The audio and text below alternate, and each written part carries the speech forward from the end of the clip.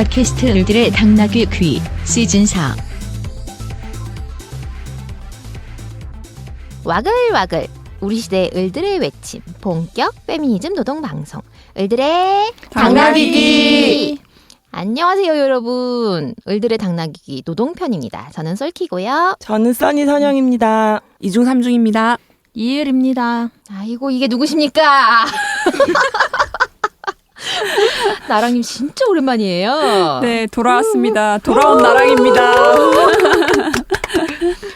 제주도를 어떻게 한 달? 아니 2달이었죠. 네. 오, 제주 2달 살기를 하고 을당에 드디어 복귀하신 나랑님. 어떻게 뭐 하고 오셨어요 거기서? 자 이제 소상히 한번 풀어봅시다. 이거 얘기하자면 1시간 다 가는데. 짧게. 네네. 아니 가게 된 이유는 사실 파트너랑 마침 둘 다 일을 쉬고 있어서 언제 이런 기회가 오겠냐 좀 얘기를 했고 나중에 또 제주로 이주할 생각도 있거든요. 네. 그래서 이제 이번에 가서 한 달 살아보자 해서 갔는데 한 달이 2달이 됐죠. 네. 좋으셨나 보다. 네, 좋았는데 근데 막상 살아보니까 생각했던 것보다 제주도 날씨가 그렇게 좋진 않더라고요. 맞아요. 네. 엄청 습하고 비도 네, 많이 오고. 습하거나 뭐 비 오거나 안개 끼거나 뭐 바람 많이 불거나 미세먼지는요? 미세먼지도 서울보다는 좋지만 안 좋은 날도 꽤 있었어요.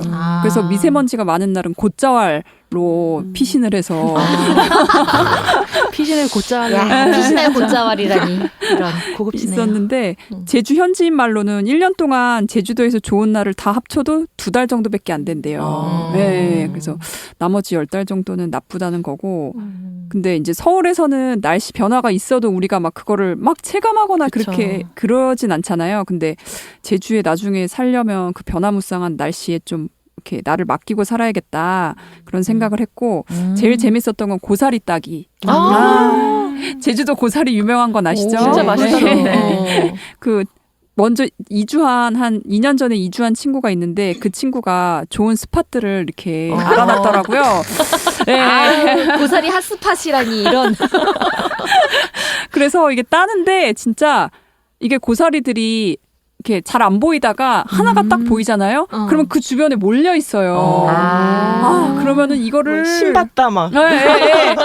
이거를 탁탁탁 손으로 그 따는 맛이 진짜 장난이 아니고 그 고사리 철에 그쪽에 가보면은 그 현수막이 붙어 있거든요. 이제 이곳에서는 고사리를 따다가 채취하다가 길을 잃을 수 있으므로 주의하십시오라고 하는데 왜 길을 잃는지 알겠어요. 진짜 이게 아니, 무슨 하다 보면 멈출 수가 없어. 근데 그 딴 고사리는 다 먹는 거예요? 아니 말려가지고 이렇게 선물했어요. 저는 선물했고 저장하고 고수분들은 그 고사리 철에 뭐 한 3달 정도 되는데 한 달에 300만 원씩 버신대요. 그치, 고사리가 비싸거든요. 그게 진짜 비싸잖아요. 고사리가 비싸요. 네. 제주 더 자연산. 비싸. 야, 그런다고 침 하고. 아, 고사리가 이게 자연산은 진짜 맛있잖아요. 네. 그 부드러움이라니 중국산의 그 거의 무슨 엄지손가락만한 두께 그것들과는 맞아요. 비교할 수가 없는. 이번에 따다가 안 말리고 그냥 고사리도 해 먹어봤거든요. 녹색 고사리. 그럼 그거 어떻게 먹어요? 먹어본 적이 없어요. 그것도 그냥 똑같이 저기 묻혀서? 맛이- 볶아가지고 먹어도 돼. 맛도 맛있어요. 똑같아요. 맛 비슷해요. 비슷해요? 똑같진 않고. 아무튼 그랬고 이제 저희 강아지 부가 제일 좋아했고 왜냐면 서울이랑 전 일산에 사는데 아무튼 뭐 다 좁고 사람들이 예민해져 있고 하니까 강아지 데리고 나가면은 늘 죄인처럼 막 혹시 짖지나 않을까 막 뭐 뭔 일 나지나 않을까 늘 그랬는데 거기는 이제 길에 널린 게 개잖아요. 그리고 사람들이 강아지에 대한 그런 거부감도 없고 강아지가 마음껏 뛰놀 수 있는 공간도 너무 좋고 그래서 막 자유롭게 막 그 목줄 안 하고 여기저기 뛰어댕기고 막 말이랑도 인사하고 막 꿩도 막 쫓아다니고 새도 쫓아다니고 신났구만. 너무 좋았겠어요. 방목을 하셨군요. 방목을. 저기 같이 있고 항상 같이 있고. 맞아. 그렇죠. 짓고 하니까 진짜 지금도 제주도 생각하면 그 장면이 이제 눈에 떠오르고 애가 성격이 많이 좋아졌어요. 애가 성격이 더러웠거든요. 스트레스를 확 그게 해소하고 온 거구나. 환경 요인이었네요. 네, 그런가 봐요. 성격이 좋아져가지고. 근데 그럼 제 갔다 딸도 와서 우울증 걸리진 않았어요? 그럴 줄 알았는데, 그렇진 않고 예전에는 막 그 반려견 놀이터 같은 데 가면은 맨날 쭈구리 상쭈구리여가지고 막 사람들 근처에 가지도 못하고 사람들이 막 간식 같은 거 저도 못 받아 먹고 그러니까 놀 그랬는데 줄 몰랐던 거죠. 예, 이제는 막 당당하게 가서 간식도 막 계속 받아 먹고 아무튼 성격이 너무 사회성이 막 좋아져서 좋아졌구나. 친구들도 막 다른 애 데리고 온 거 아니냐고 제주도에서 바꿔온 거 아니냐고 막 이럴 정도로 바뀌었을 수도 그러니까 있어요. 심지어 방목을 그 강아지도 그런데 네. 사람은 더 그럴 거야. 애들도 더 그럴 거 아니에요. 아 맨날 요새는 갇혀있다가. 3달 살기를 많이 한대요. 예전에는 애들 데리고 1달 살기를 많이 했는데 3달을 아예 전학을 하는 거예요. 그래가지고 아. 한 학기를 거기서 보내고 다시 이제 집으로 돌아간다고 아하. 그런 식으로 한다고 하더라고요. 예. 아니 지금 선희 선영님이 그럼 우리 딸도 이렇게 말씀을 다 못 들으셨죠? 나만 빵 터져가지고 아까. 성격이 벌써 엄청나요. 아. 네, 두 돌인데. 멋있습니다. 기대됩니다. 네. 자, 우리 부럽습니다. 네. 네 제주도는 제주도고 육지에서 무슨 일이 있었는지 한번 얘기해 봅시다. 정말 부럽네요. 네, 아니 우리 삼촌님. 네, 그 간에 나랑님이 제주에 가 있는 동안 여기는 정말 저희는 바빴죠. 미투에서 그죠. 시작되어서 지방선거를 넘어오면서 그다음 최저임금 삭감법 통과까지 그쵸. 되는 이 초유의 사태를 맞이해서 네, 그랬던 그 와중에 또 우리 여성노동자회는 또 세형성차별. 그렇죠. 예. 그 문제까지 해서 정말 기자회견을 살면서 지금 한 40평생 한 기자회견보다 최근 이 한 2달 사이 한 기자회견이 더 많았던 것 같아요. 진짜 많이 한 것 같아요. 정말 이번 많이 연도에. 했습니다. 특히 이제 그 최근 이슈를 살펴보면 최저임금 이제 삭감법이라고 얘기하는데 이 법이 통과가 됐는데 가장 놀라웠던 것은 환경노동위원회에서 이거를 원래 이제 개정안을 여러 국회의원들이 발의를 했는데 그것들을 다 채택된 게 아니라 즉석에서 수정안을 만들어서 30분 만에 통과된 것이 바로 이 법입니다. 어쩜 이렇게 이 없는 사람들 괴롭히는 법은 1심 단결해서 순식간에 통과가 되고 통과가 만들어지는지 정말 경악을 금치 못했고요. 저기 잠깐만요, 삼촌님. 근데 이게 최저임금 삭감법의 내용을 모르시는 청취자분들이 계실 것 같아요. 살짝 소개를 좀 해주세요. 네, 이제 잠깐 설명을 해보면 이제 최저임금에 우리가 월급 봉투를 받잖아요. 그러면 기본급 얼마, 뭐 수당 얼마, 식대 얼마, 교통비 얼마 이렇게 항목들이 조금 나눠져 있을 거예요. 그 중에서 매월 지급되던 것들은 대부분 최저임금이라고 생각하시면 되는데. 그 중에서 식대라든지 상여금이라든지 이런 것들은 최저임금에는 적용되지 않았어요. 그러니까 대부분 기본급 정도를 최저임금이라고 봤던 거죠. 네, 복리후생이나 그렇죠. 아니면 숙박 같은 것들. 그랬는데 이번 이 삭감법에서는 상여금하고 식대 교통비와 같은 복리후생적 성격이 있는 항목들까지를 다 포함해서 이거가 최저임금을 넘지 않으면 최저임금이 되면은 최저임금 위반이 아니다라고 법을 만들게 된 거죠.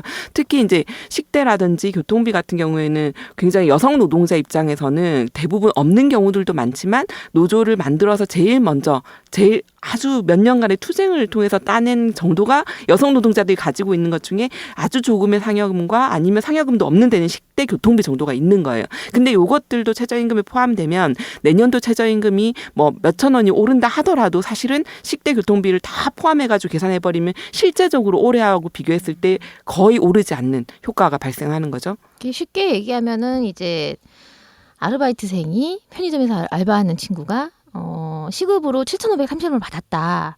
근데 매일 편의점 사장님이 뭐 5,000원짜리 도시락을 갖다가 유통기한 거의 임박한 거 그거 하나를 줬다 밥 먹으라고. 그러면 그 시급에서 그걸 까는 거죠.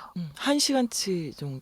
좀 안 되게 돈이 까지는 아니라 물품으로 그렇게 아니요, 해도 물품은 안 되는 건데, 그러니까 네. 이를테면 그거를 변칙적으로, 그렇죠. 그러니까 식대 항목으로 만들어가지고 할 수 있는 거예요. 그러니까 이게 너무 구멍이 많으니까, 어쨌든 뭐 많은 사람들이 또 자문을 받아가지고 이 변칙적으로 뺄 수 있는 걸 다 빼겠죠. 이를테면 공단 같은 경우에는 그 월 단위로 해서 식당 계약해가지고 쿠폰을 발행하는 데도 많이 있거든요. 이런데도 사실은 이 쿠폰으로 하지 않고 그걸 다 급여 항목으로 넣어서 처리를 하면 사실은 이제 내년도는 최저임금이 올라도 사장 입장에서는 올려주지 않아도 되는 효과를 만들어낼 수 있는 것이 지금 법이고 오히려 내리는 거죠. 그렇죠. 그럴 가능성도 큽니다. 그렇기 때문에 지금 최저임금위원회가 7월 14일까지는 내년도 최저임금을 결정을 해야 되는데 요 문제들과 여러 가지 문제들로 난항을 겪고 있는 상황인 거죠. 그리고 제가 어제 또 기사를 봤더니 이쪽 또 경영자 쪽 위원들이 하는 얘기가 업종별 차등 지급을 또 들고 나왔더라고요. 아 진짜. 이거야말로 정말 말이 안 되는 게 저도 어제 너무 이제 경악을 했던 것이 이렇게 되면은 사실 여성이라든지 아르바이트 청년이라든지 이런 사람들 거의 직격탄이 될 수밖에 없어요. 왜냐하면 여성 노동은 워낙에 저평가되어 있기 때문에 이 직군들을 업종별로 했을 때 최저임금을 굉장히 하위에 둘 가능성이 크기 때문에 정말 기필코 막아내야 될 거라고 생각합니다. 그러니까 이제 도소매 그다음에 음식 숙박 요쪽이 영세가 많으니까 거기를 갖다가 최저임금보다 낮게 지급을 할 수 있게 해라라고 하는데 이 보십시오. 현대백화점이 영세입니까? 롯데 호텔이 영세입니까? 애슐리가 영세예요? 아 진짜. 근데 저는 다른 건 다 둘째치고 올해 최저임금이 157만 원 정도인데 정말 최저임금 157만 원으로 저도 이제 아이랑 둘이 살고 있지만 그 정도 급여로 한 달을 사는 것이 과연 미래를 꿈꾸며 사는 게 가능한가? 최저임금이 그러니까 어떤 기준이냐가 문제가 아니라 얼마 정도의 임금이 있어야 우리가 생활할 수 있는 임금인가에 대한 논의들도 좀 같이 진행이 되어야 할 때가 아닌가라는 생각을 해봅니다. 네. 이제 최저임금이 어떻게 보면은 가장 낮은 임금 이 밑으로 주면 안 된다라고 하는 임금이잖아요. 그런데 지금 사람들이 최고 임금이 지금 사람들이 이해를 하는 거는 그거 이상 주면 안 되는 임금으로 이해를 하는 것 같아요. 어제 그 인터넷 기사에 댓글을 보니까 어떤 분이 진짜 최저임금 때문에 어딜 가든 157만 원 이상을 주려고 하는 데가 없다라고 쓰셨더라고요. 그게 현실인 거죠, 사실. 근데 정부가 좀 나서야죠. 약속 지키셔야죠. 2020년까지 만 원. 시급 10,000원. 더 이상 미룰 수 없습니다. 그 10,000원 안에 여러 가지를 다 포함시켜서 10,000원이라고 하면 이거는 속임수죠, 사실. 그렇죠. 이제 바뀌었으니까 법이 더 올려야죠, 이제. 근데 그 법을 참 헌법소원 냈죠? 네. 헌법소원 결과 한번 지켜보도록 하겠습니다. 네, 그리고 최저임금도 최저임금인데 지금 채용성차별 관련해가지고 지금 활활 타고 있죠. 네, 지금 오늘 우리가 녹음하는 오늘 채용 성차별 대책이 그러니까 공공기관의 채용 성차별을 근절하는 대책이 발표된 건데요. 그 이전에 이제 과정을 약간 설명을 하면은 가스안전공사, 대한석탄공사 이런 데의 채용 비리가 이제 작년 하반기에 발표가 됐었고, 그리고 조금 있다가 또 올해 한 3월이었던 것 같은데, 그때 금융기관, 그러니까 하나은행, 국민은행의 그 성차별적인 그 여성이라서 떨어뜨리는 이런 일들, 여성과 남성의 그 면접자의 점수를 막 차등으로 이렇게 하고 막 조작하고 해가지고 떨어뜨리는 일들, 이런 일들이 막 폭로가 됐었습니다. 그래가지고 한국여성노동자회는 이제 예전부터 계속 그 대한석탄공사, 한국가스안전공사 이런 건들이 터졌을 때부터 계속 대응을 해오고 있었다가 은행권 터지는 거 보면서 이거 진짜 이렇게는 안 된다 해서 이제 채용성차별 공동행동이라는 것도 같이 조직하고 여러 연대단위들과 함께 이걸 계속 이제 문제 제기를 해왔고, 그래서 다 전수 조사를 해야 된다라는 이야기와 함께 모든 면접 과정에서 채용성비 공개해야 된다 이런 얘기를 이제 공동 액션을 통해서 계속 주장을 해왔고, 뿐만 아니라 이제 저희가 일자리위원회 그 대통령 직속의 일자리위원회 여성분과의 위원으로 소속되어 있어요. 그래서 그 안에서도 이제 대책을 만들자고 계속 주장을 하면서 실제로 이제 제안을 했죠. 그래서 이제 이게 일부 받아들여진 것이 오늘 발표가 된 건데요.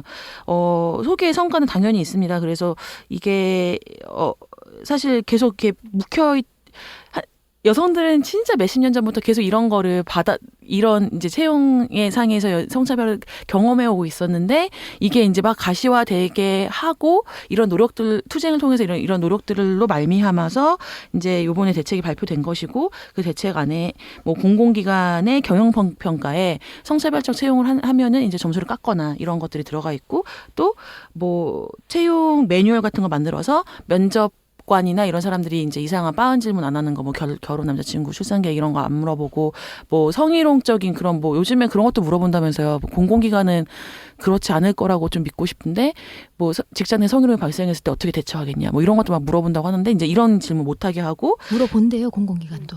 이런 정답은 뭐예요? 나쁜 정답은 그들이 원하는 정답? 그러니까요. 여성들이 하는 이야기가 대체 뭐라고 말해야지 뽑아주는 거냐 여기서 막 이런 이제 진짜 멘붕이 오는 거죠. 그 제가 얼마 전에 기자한테 전화를 받았는데 어느 모 공공기관에서 만약에 직장 내 성희롱을 당하면 어떻게 할 거냐라고 하는 질문을 면접 자리에서 받았다라고 하더라고요. 그래서 네, 그런 질문 하더라고요. 네. 그래서 이제 그렇게 매뉴얼을 내려서 면접관들이 그렇게 못하도록 하는 것도 대책에 들어가 있고, 또 한편으로는 면접자들이 그런 식의 질문을 그럼에도 불구하고 받았다 했을 때 신고하는 그런 센터도 마련하고, 또 면접자들에게 이제 그런 거 그때 면접 받는 당시에 이제 알려주는 거죠. 이렇게 신고하셔라 만약에 이제 그런 일을 당하면, 뭐 이런 식의 대책이 들어가 있는데, 근데 사실은 이제 가장 여성단체, 청년단체 이런 이제 현장에 있는 시민사회 단체들이 주장한 가장 중요한 것이 사실 빠져 있기는 해요. 뭐냐면은 채용 성비를 계속 공개를 해라. 그래서 가장 최종뿐만 아니라, 왜냐면 면접 단계나 이런 데서 막 조작해서 떨어뜨리고 서류 전형에서 막 떨어뜨리고 막 이러니까 이게 단계가 계속 여러 단계가 있잖아요. 네, 막 1차, 2차, 3차, 4차, 막 대기업 같은 데 4차까지 있잖아요. 4, 5차 막 이렇게 있으니까 그런 단계에서 모두 공개를 해라. 맨 처음에 지원을 몇 명 했고, 이 다음 단계에 몇 명을 뽑았고, 그 다음에 어떻게, 이런 것들을 잘 투명하게 공개하라는 것이 가장 중요한 요구였는데, 근데 이거는 못 받겠다. 공공기관마저도 사실은 너무 부담스럽다. 왜 부담스러운지 느낌이 오시죠, 사실은. 그래서 못 받겠다라고 얘기를 해가지고, 그리고 이제 특히 은행권 같은 데에는 굉장히 심각한 그 비리가, 채용 성차별의 비리가 밝혀졌음에도 불구하고 은행권도 너무 자기들 하기 싫다. 결국에 하기 싫다는 말이었다고 생각해요. 그래서. 근데 은행권이 이렇게 얘기를 했잖아요. 공공기관도 안 하는데 왜 우리가 해야 되냐. 맞아요. 그런 이유를 들어서 했는데, 그래서 사실 이제 대책에서, 정부 공공기관의 대책에서 그런 게 잘 담보가 됐었어야 되는데, 하여튼 굉장히 아쉬운 부분이 있는 것이죠. 그래서 이게 빠져서 막, 은행연합회 앞에 가서도 막 이제 기자회견도 하고 뭐 이런 이제 투쟁의 과정을 했지만은 대책은 이제 아쉬운 부분이 굉장히 있게 나왔다. 하지만 그래도 싸워서 이거라도 되긴 한 것이다. 뭐 이런 소기의 성과를 또 평가는 해야 될 것 같습니다. 네. 뭐 말씀을 드리자면 일단 저희 한국여성노동자회는 안팎으로 되게 바빴어요. 밖으로는 이제 외부적으로 이제 이 문제를 이슈화하기 위해서 뭐 기자회견을 한다던가, 뭐 고용노동부 장관이 진행하는 길목에서 피켓을 들고 서 있는다던가 이런 액션들을 좀 취했고, 채용성차별 철폐 공동행동과 같이 말이죠. 그리고 내부적으로는 이제 그 일자리위원회 여성분과에서 그 TF팀을 만들어가지고 거기서 이제 저희 건너편에 문화편에 진행자로 계신 우리 상임 대표인 이미애가 거기서 아주 애를 많이 쓰셨죠. 그래서 그 채용 성차별과 관련된 전반적인 어떤 대책들과 관련해서 초안을 잡고 그거를 가지고 계속 정부와 밀당을 했는데, 그 단계별 이제 채용 성비를 죽어도 못한다라고 하는 것에서 일단 큰 아쉬움은 남기네요. 예, 큰 아쉬움이 남기는 했습니다. 어쨌든 근데 이후로도 저희는 계속 이 문제와 관련해가지고 진행을 할 거고, 그렇게 얘기를 했다 그러죠. 그 정보 공개 청구를 하면 어쨌든 자료는 있으니까 뭐 그거를 갖다가 정보 공개 청구를 하는 사람에 한해서 내용을 주겠다라고 얘기를 해가지고 뭐 그 부분과 관련해 저희가 확인을 해보고 그때 저희가 정보 공개 청구해갖고 만천하에 공개하도록 하는 것으로 저희 청취자 액션을 여러분들께서도 이후로. 채용 성차별 근절을 위해서 이런 액션을 했으면 좋겠다. 이런 만약에 아이디어가 있으면은 저희 댓글에 남겨주시면 되게 좋을 것 같아요. 이게 대중적으로 좀 더 이렇게 뭐랄까 인지가 되고 같이 뭔가 행동하는 사람들이 많았으면 좋겠다는 생각이 참 많이 들었거든요. 그러니까 이게 일부의 사실 문제가 아니라 이게 사회 정의에 대한 이야기이기 때문에 많은 분들과 이 이슈를 함께 가지고 뭐 토론도 하고 뭐 싸우기도 하고 그러고 싶습니다. 네. 채용 성차별 익명 신고 센터가 만들어지죠. 네, 이번 네, 대책으로. 그런다고 합니다. 예, 그래서 여러분들의 익명이 보장되니까 채용 성차별 신고 센터에 여러분들이 겪은 이야기들 마구마구 제보를 하시면은 정부가 움직인다고 약속을 했으니까 어쨌든 그리고 움직이는지는 저희가 모니터링 하겠습니다. 그러니까 마음 놓고 신고를 하십시오. 면접 자리에서 결혼 남자친구 출산 계획 물어봤다. 당장 신고하세요. 그리고 거기서 뭐 여자라서 떨어진 것 같다. 네. 라는 어떤 포착도 이제 하시면은 딱 신고하시고 저희 평등의 전화에 뭐 네. 하셔도 좋고요. 1670 1611. 네. 어쨌든 여러 방면으로 우리가 좀 움직여야지 세상이 바뀐다라고 하는 거를 항상 기억을 해 봐야 되겠습니다. 예, 아유 오늘 또 이제 근황 나누기가 길었네요. 벌써 20분이 지났네요. 네, 어쨌든 뭐 저희가 이렇게 움직이고 있다. 그리고 여러분들도 함께 할 수 있는 통로들이 여러 가지가 있으니까 함께 해보자라고 하는 제안들이었고요. 아유, 또 우리가 근데 여기서 아니면 또 우리가 어디서 생색을 내겠어요. 여러분들이 또 들어주시니까 이렇게 또 말씀을 드려본 거죠. 네, 들어주셔서 감사해요. 자, 이제 본격적으로 일당 노동편 시작해볼게요. 자, 써니 선영님, 오늘은 우리가 무슨 얘기를 나누자고 했죠? 네, 오늘은 영화를 보고 이야기하기로 했었어요. 그 같이 이야기할 영화는 빌리진 킹과 메이드 인 다게남 이렇게 두 개인데요. 그 두 영화가 공통점이 있어요. 일단 둘 다 실화를 바탕으로 한 영화고요. 아주 재미있습니다. 네. 그리고 둘 다 이제 여성들이 주인공이고 무엇보다 두 영화 다 성별 임금 격차에 대해서 말하고 있는 여성주의 영화라는 게 공통점입니다. 아주 저는 재밌게 봤습니다. 네. 네. 실화가 이렇게 재밌을 수 있다는 게. 네, 네. 네, 빌리진 킹은 작년 11월에 개봉을 했었죠. 그리고 라라랜드의 주연이었던 엠마 스톤, 이 빌리진 킹이라는 테니스 선수의 역할을 아주 훌륭하게 잘 소화를 해냈고요. 메이드 인 다게남은 한국에서 이제 공식 배급이 돼서 상영된 적은 없어요. 근데 2011년이었나요? 서울 국제 여성 영화제에 상영이 된 적이 있습니다. 그리고 네, 그리고 여러 가지 경로를 통해서 취득하실 수 있습니다. 네, 그 메이드 인 다게남은 정말 제가 너무나 좋아하는 또 네, 셀리 호킨스라는 정말 멋진 배우가 나오시는데 이분을 사실 많이 알고 계실 거예요. 최근에 쉐이프 오브 워터라는 각종 영화제를 휩쓴 되게 좋은 영화가 있는데 거기서도 주인공이었고 또 내 사랑이라고 했던 이제 에단 호크랑 같이 이제 연기한 영화 있는데 거기서 모드 루이스라는 캐나다 국민화가로 불려지는 그런 여성을 연기했던 그런 배우기도 합니다. 그래서 그 특히 내 사랑 같은 걸 저는 되게 좋았었는데 그 장애가 있어서 가족과 남편, 동네 뭐 이런 모든 사회에서 이제 무시받는 여성이 꿋꿋하게 자기 재능을 꽃피우고 인정받는 그리고 이제 그 인정받는 과정 안에서의 관계가 또 변화되고 뭐 이런 이야기를 그린 영화예요. 그래서 이제 그리고 이제 핑거 스미스라는 영화 다들 아실 텐데 그 영화에서도 주연을 했었고 그래서 섬세하고 되게 임팩트 있는 연기를 되게 이렇게 굉장히 막 좀 약간 왜소한 그런 체격인데도 굉장히 강단 있는 느낌의 그런 연기를 참 정말 잘 펼치는 배우이고 그리고 여성주의적 관점이 들어있는 영화에 자주 출연하는 것 같다는 그런 느낌을 받고 있습니다. 네. 이글이 셀리 호킨스 배우 덕후였네요. 네, 정말 좋아합니다. 근데 저는 이 배우를 제가 사실 안면 인식 장애가 좀 있어가지고 사람들 얼굴을 잘 기억을 못해요. 특히 이제 배우 얼굴들, 외국 배우 얼굴들을 잘 기억을 못하는데 대본을 받고서 이제 좀 찾아봤더니 패딩턴에 나오셨더라고요. 패딩턴 좋아합니다. 거기서도 되게 독특한 성격을 지니고 이게 되게 어렵고 힘든 사람들 그냥 지나치지 못해서 이제 지하철역에서 곰을 주워오는. 그 영화 그 시나리오 오면 선택하는 그 시각이 있는 것 같아요. 그죠. 그래서, 네. 영화를 잘 고르고 잘 연기하는 그런 배우인 것 같습니다.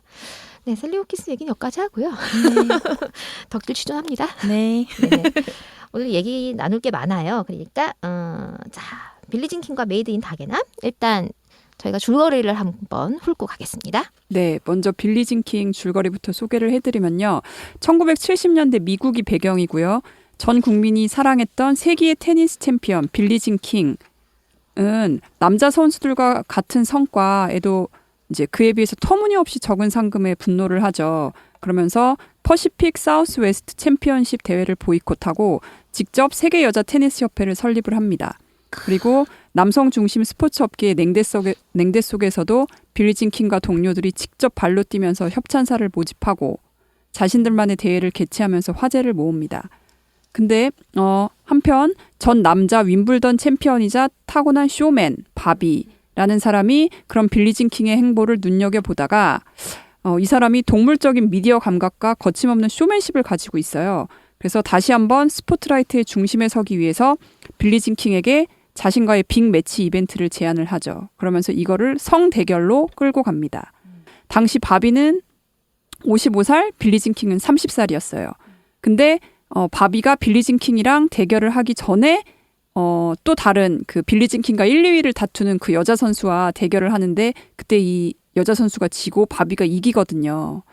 그래서 이 달 착륙 이후에 최고의 시청률을 자랑했다고 하고 전 세계 9천만 명을 열광시킨 세기의 성대결 결과는 과연 어떨지 영화를 직접 보시면 알 수 있습니다. 아, 우리가 이제 결과를 얘기하면 안 되는 건가요? 이 부분은 남겨놓고 싶어서 계속 방송을 그래야지 들으실 것 같아서. 네. 그럼 결과는 비밀에 붙이는 것으로 하겠습니다.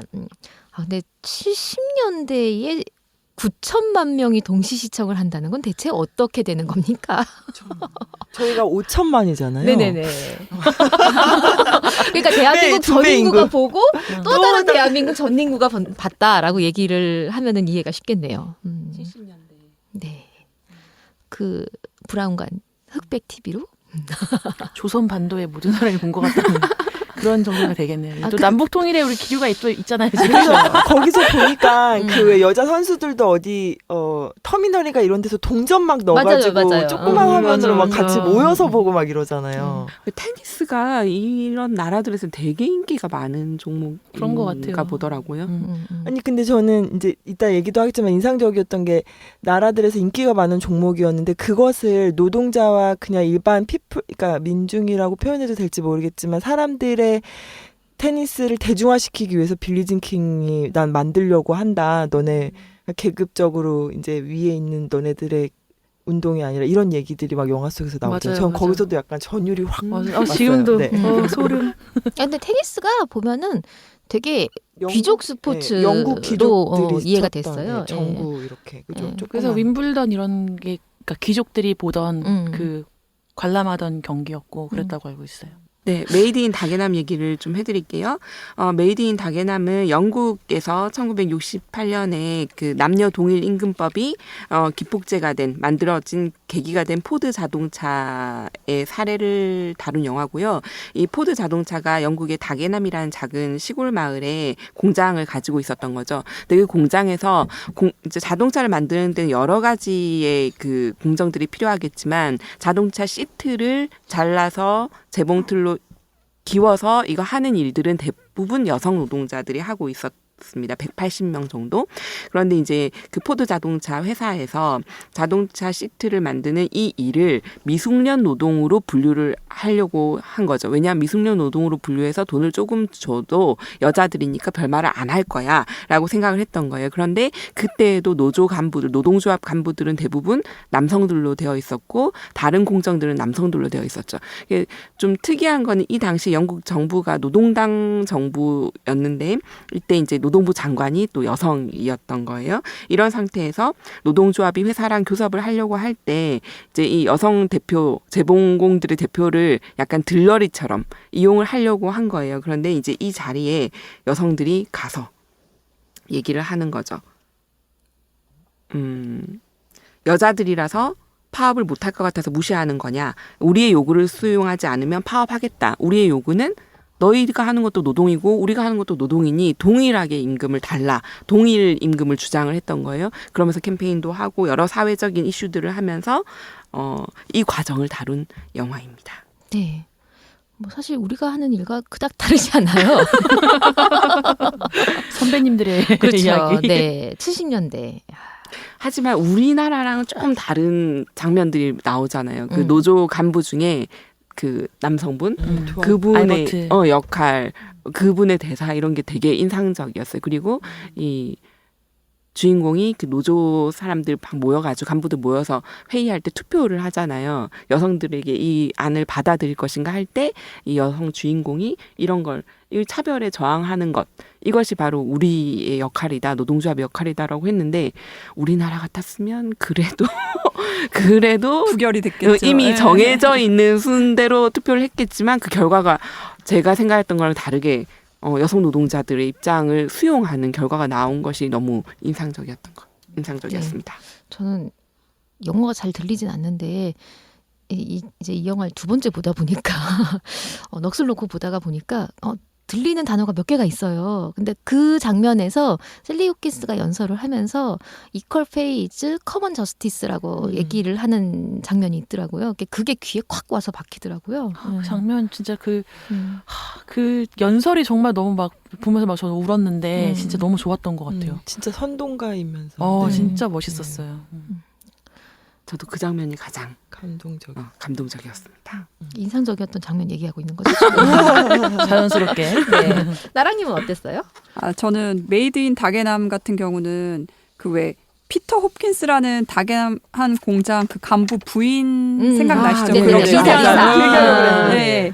그 언니가 이제 리타를 찾아와서 그 이제 그 리타와 그 분이 싫어했던 그 체벌하는 선생님이 학교를 나가게 됐다고 이렇게 얘기를 해주잖아요. 근데 리타가 이제 오해를 하고 파업 중단하라고 하는 얘기할 거면 안 듣겠다고 하니까 관리자의 아내니까 이제 와서 막 이렇게 설득하려고 하는 줄 알고. 네. 근데 그 여성이 아니요 계속 해주세요 이러면서 자기도 명문대를 나오고 정말 똑똑한 사람이고 공부할 때 정말 행복했는데 남편은 자기를 바보 취급한다. 그러면서 제가 역사를 전공했는데 역사 공부할 때 늘 궁금했다. 역사를 쓴 사람은 어떤 기분일지. 그러면서 역사를 쓰고 나면 알려줄래요? 라는 대사가 있었는데 네 정말 너무 멋있었어요. 지금도 막 전율 그러니까 듣고 있어요. 저는 실은 제가 이 영화를 어제 그 대표님 문자 그 솔키님이 톡 올리고 그리고 그때 저 보고 있었어요. 집에 들어가서 다들 말이 없었어. 그 다운받을 때 난 잠들었어요 그때. 그게 2주가 지나서 못 보더라고요. 그래서 다시 해가지고 제가 봤거든요. 가입해서. 근데 막 이거를 시선을 떠날 수가 없는 거예요. 그래서 사실은 빌리진 킹은 텔레비로 보면서 이거를 톡을 칠 수가 있었는데 얘는 어떻게 눈을 뗄 수가 없이 계속 대사들이 계속 나오잖아요. 막 명대사 네. 정말. 근데 저도 띵언들. 이 장면을 보면서 막 심장이 벌렁벌렁거리는 거예요. 네. 역사를 쓰고 나서 자기한테도 얘기해달라고. 아무튼 저의 인상 깊었던 다게남의 장면을 뺏겼어요 지금. 네, 그 얘기였어요. 저도 잘 얘기할 수 있었는데. 이제 분량이 또 줄어드는. 저는 다게남 빌리진 킹 둘 다 당연히 좋았고 제가 더 좋아하는 영화는 다게남이긴 한데 더 좋았던 이유는 그러니까 빌리진 킹이라는 그 우상과 신화 같은 인물 중심으로 이제 얘기가 딱 돼 있고 이게 워낙에 스포츠 영화다 보니까 스포츠 영화는 들어올 수밖에 없잖아요. 그 개인이 하는 그 스포츠 그 스포츠 잘하는 그 능력 있는 실력 있는 선수 위주로 되는데 다게남은 그러니까 조금 또 영국 영화, 미국 영화 좀 다른 것 같은데 다게남은 이제 약간 영국의 그 노동 계급들의 그 약간 문화 이런 것도 막 보여지면 약간 진짜 시민의식, 뭐 계급의식 이런 게 되게 다른 거예요. 근데 그런 게 되게 이제 좋게 다가가고 그래서 아까 삼중님이 말했던 남성들이 이 여성들의 파업을 지지할 건가 말 건가에 대한 투표를 할 때에도 우리 관점에서는 저 분명히 부결된다 이랬는데 이게 막 가결이 되고 이런 장면들 그리고 그 주변의 사람들이 이렇게 막 지지해주고 하는 그런 것도 되게 좋았고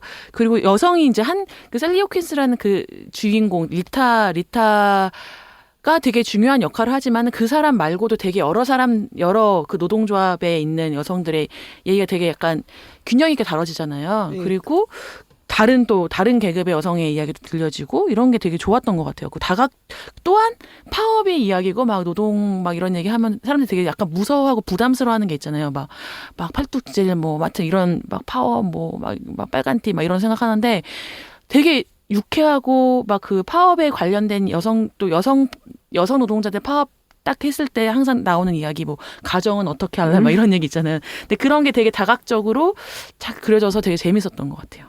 저는 조금 다른 얘기긴 한데 그 여성 노동자들이 파업을 하는 모습을 보면서 우리나라랑 다른 게 있어요.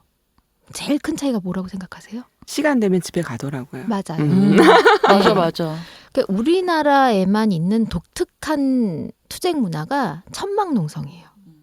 그러니까 제가 알고 있는 캐나다 교수님이 있는데 이 양반들이 한국의 이제 투쟁 문화에 대해서 연구를 하시더라고요. 이분들이 이제 재미교포로 와갖고 한국말도 하시고 영어도 하셔가지고 근데 한국을 올 때마다 자기는 너무 이상하다는 거예요. 왜 저렇게 천막을 치느냐. 이 천막이 왜 어떤 방식으로 유지가 되느냐라고 하는 질문을 하는데 왜 그러지?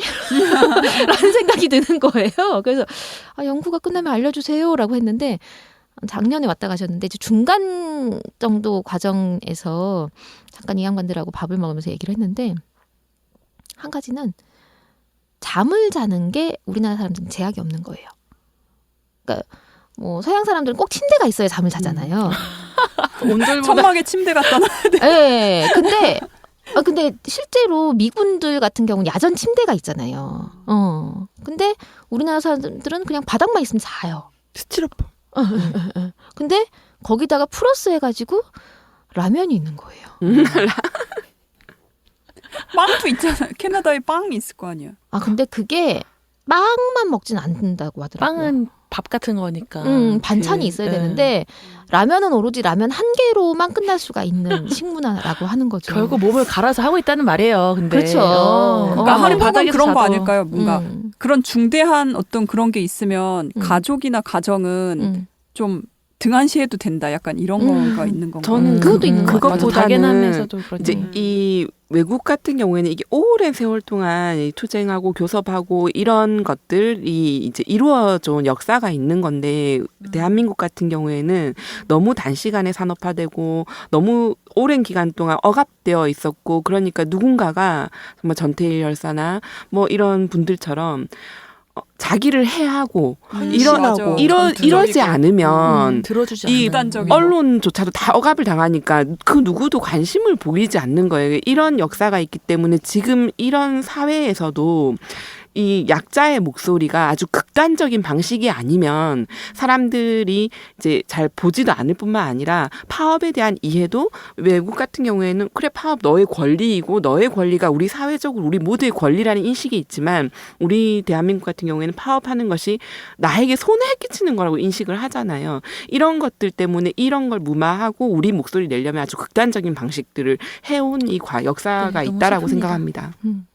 그러니까 파업 자체가 시스템화되어 있는 거죠. 그죠? 그러니까 제도라고 하는 표현이 맞을지 모르겠지만 어쨌든 그들의 삶 자체에 9 to 6처럼 딱 그것이 근데 사측도 그렇지 않겠어요? 그렇겠죠. 사측도 이막 교섭하고 평화롭게 교섭하는 것이 사측에게 영향력을 크게 끼치지 않는 이 역사가 있는 거죠. 그래서 이런 교섭의 문화라든지 투쟁의 문화라든지 노동 삼권을 보장하는 이 여러 제도적인 것들도 같이 개선되지 않으면 이 투쟁 방식은 쉽게 개선은 안 될 것 같지만 네. 반드시 하고 싶어서 하는 건 아니잖아요. 개선해야 될 거는 분명하다라고 생각합니다. 그렇죠. 그 빌리진 킹도 되게 재밌었어요. 일단 60년대 70년대 그 시민운동의 중흥기였던 그 미국의 문화, 70년대까지 이어졌던 그리고 이제 페미니즘이 막 발흥하고 거기서 더 많은 그 지지를 얻고 여성들이 막 깨어나기 시작한 그 시대에 그 빌리진 킹이라는 평범하지만 굉장히 뛰어난 여성 선수가 이렇게 막 변화하는 과정들, 그런 것도 되게 재밌었고, 그리고 빌리진 킹이 이제 또 새로운 사랑을 찾아서 찾아서가 아니라 만나서 거기서 일어나는 그 케미 정말. 근데 되게 영화가 되게 이제 스포츠 영화인데 그 새로운 사랑을 만난 그 장면에서도 되게 뭐랄까요? 정말 에로틱하잖아요. 장면의 권한들이 달달한 네네. 그 장소를 이동을 할 때 그 애인이 저는 너무 이쁜 거예요. 그 이 갈색 머리와 선글라스 끼고 그 입술과 이런 게 저는 너무 이뻐서 제가 이렇게 그렇게 딱 반했다는 그렇게 장면을 만든 네, 것 만든 같아요. 거죠. 예, 예. 원래 이제 빌리진 킹이 남편이 있었던 사람인데 근데 이제 그 투어를 하면서 만났던 여성이랑 이렇게 사랑에 빠지고 그 사랑에 빠져 있는 장면들을 굉장히 막 정말 아름답게 이렇게 그리는 거죠. 아름답고 로맨틱하고 막 이렇게 그려갖고 설레게 그죠. 그렇습니다. 네, 저도 이게 진짜 퀴어 영화인지 모르고 전혀 모르고 봤는데 진짜 보고 나니. 네, 보고 나니까 볼 때 깜짝 놀랐죠. 아, 이랬었구나 싶고. 근데 이 그 빌리 진 킹이 사랑에 빠지는 여성 마릴린 바넷이 실존 인물이래요. 그래서 진짜 영화에서 나오는 것처럼 1972년에 빌리 진 킹이 버지니아 슬림스 투어에 참여하는 도중에 이렇게 미용사와 손님으로 처음 만났고 추후에는 이제 한 10년 정도 사귀다가 와, 오래 사귀었네요. 네, 바넷이 이제 1981년에 킹과의 관계를 폭로하며 재산 분할을 요청했고 이로 인해서 빌리 진 킹이 힘든 시간을 보냈다고 하는데 요거는 나중에 영어 공부를 좀 열심히 해서 기사를 이 원서를 읽어보고 싶은 요새 팝하고 있습니다. 뭐, 그거 다 뭐. 번역 돌리면 돼요. 뭐 연애사를 뭐 그러니까요. 그렇게 사생활인데 그건 덮읍시다 그냥. 그냥 이뻤다라고 기억합시다. 네, 근데 예쁜 어쨌든 사랑했다. 현 애인이자 이제 그 지금도 살아계시거든요. 빌리 진 킹이 지금 85. 85살인데 정정하고 지금 그의 파트너이자 또 테니스 복식 파트너였대요. 그분인 일라나 클로스라는 요 분이 이번 영화에도 스페셜 컨설턴트로 참여를 했다고 합니다. 그리고 제가 어제 이제 빌리 진 킹으로 검색을 해보니까 트위터가 나오는데 뭐 아주 자주 글을 올리시고 또 6월에는 뉴욕 프라이드 퍼레이드, 한국으로 따지면 퀴어 퍼레이드죠. 여기에 이 언니가 이제 참여를 하셨는데 뭐 거기는 한국처럼 트럭은 없지만 왜 자동차 그 오픈카 같은 데서 이렇게 서가지고 막 이러면서 지나가는데 무지개 우산 쓰고 테니스 라켓을 들고 차를 타고 멋지다. 간지. 84살일 때 작년에. 자, 우리, 아니 올해. 우리 85세 뭐 할 건지 생각을 해봅시다. 멋지다. 그래가지고요. 그러면서 뭐 자기 인생에서 가장 스릴 있는 경험이었다고 막 이렇게 하시면서 파트너랑 찍은 사진도 올리고 영화 나온 다음 해니까 이제 그런 얘기를. 이런 걸 보니까 정말 너무 멋있더라고요. 예. 두 영화가 이제 성별 임금 격차를 주제로 다루고 있다는 것 외에도 다른 공통점들이 좀 많아요. 근데 다 여성이 주인공이다라고 하는 얘기 앞서서도 했고 중요한 거는 어떤 여성이냐라고 하는 거죠. 그래서 기존의 체제와 질서에 순응하지 않고 뭔가 더 나은 세상을 꿈꿨던 그런 여성들이었다라고 했고 이제 새로운 질서를 쓰는 여성들인 거죠. 네, 맞아요. 그래서 우리가 뭐 지금 인상적인 장면 뭐 영화 보면서 좋았던 거 얘기하면서 많이 나왔지만은 다 송곳처럼 주머니를 이렇게 뚫고 나온 그런 여성들이었다. 그래서 난간이 되게 많았지만 포기하지 않던 그런 모습들이 계속 중간중간에 많이 나오는데요. 특히 그 메이드 인 다게남의 리타는 되게 고뇌를 하다가 노조 활동을 할까 말까 이제 고뇌를 막 하다가 본격적으로 시작하려고 마음을 먹고 나서는 그 다음부터는 그냥 거침없이 돌진하는 그런 모습들이 있었고 주위 남성 조합원들이 뭐라고 하든지 그리고 사측 노조 뭐 여성 노동자들 배제하라고 막 그렇게 할 때도 절친으로부터 또 마음의 지지를 잃었을 때도 정말 이렇게 분연히 나가서 싸우는 모습이 멋있게 그려지고요.